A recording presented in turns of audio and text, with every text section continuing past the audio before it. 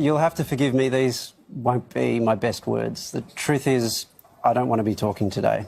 When I was asked if it's something that I wanted to do, I resisted it all day until finally I had this overwhelming sense that it was somehow my responsibility to do so, and maybe that's misguided. But of all the things that I could say tonight, that I'm gutted and I'm scared and I feel overcome with utter hopelessness. The most dishonest thing would be to say that I'm shocked. I'm simply not.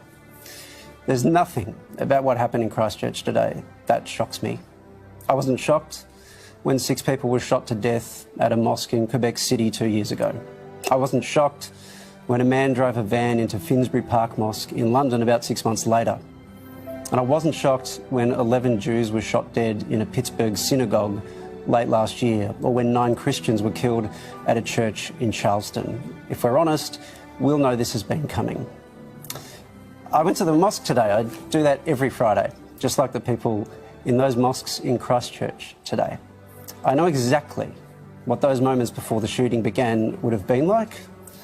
I know how quiet, how still, how introspective those people would have been before they were suddenly gunned down.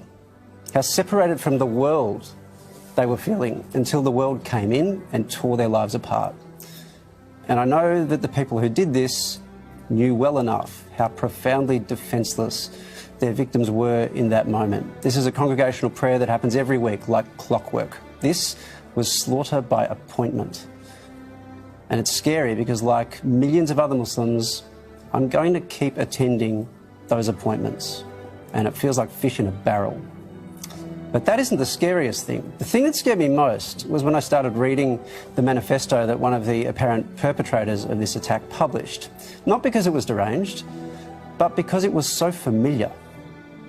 Let me share some quotes with you to show you what I mean.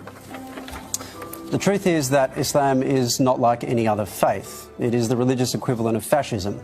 Or the real cause of bloodshed is the immigration program which allowed Muslim fanatics to migrate in the first place. Or, as we read in Matthew 26:52, all they that take the sword shall perish by the sword, and those who follow a violent religion that calls on them to murder us cannot be too surprised when someone takes them at their word and responds in kind.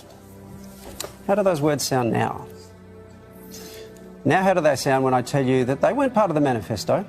They were actually published today, after this terrorist attack, on an Australian parliamentary letterhead. And I know they came from someone who I don't particularly want to name at the moment, who all parties have denounced. I also know that the leader of one of those parties that denounced him once described Islam as a disease Australia needs to vaccinate.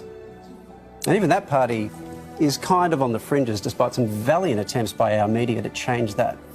But I also know a senior figure in our government once suggested we made a mistake as a country by letting in Lebanese Muslims in the 70s. And I know there are media reports going back 8 years of a shadow cabinet meeting in which another senior politician suggested his party should use community concerns about Muslims in Australia failing to integrate as a political strategy. That person's now the most senior politician we have. So while I appreciate the words our leaders have said today, and in particular Scott Morrison's comments and his preparedness to call this terrorism and the strength of his comments more generally, I have something to ask. Don't change your tune now because the terrorism seems to be coming from a white supremacist. If you've been talking about being tough on terrorism for years and the communities that allegedly support it, then show us how tough you are now. For mine, I'm going to say the same thing I said about 4 years ago after a horrific Islamist attack. Now we come together. Now we understand this is not a game. Terrorism doesn't choose its victims selectively. That we are one community, and that everything we say to try to tear people apart, demonise particular groups, set them against each other, that all has consequences, even if we're not the ones with our fingers on the trigger.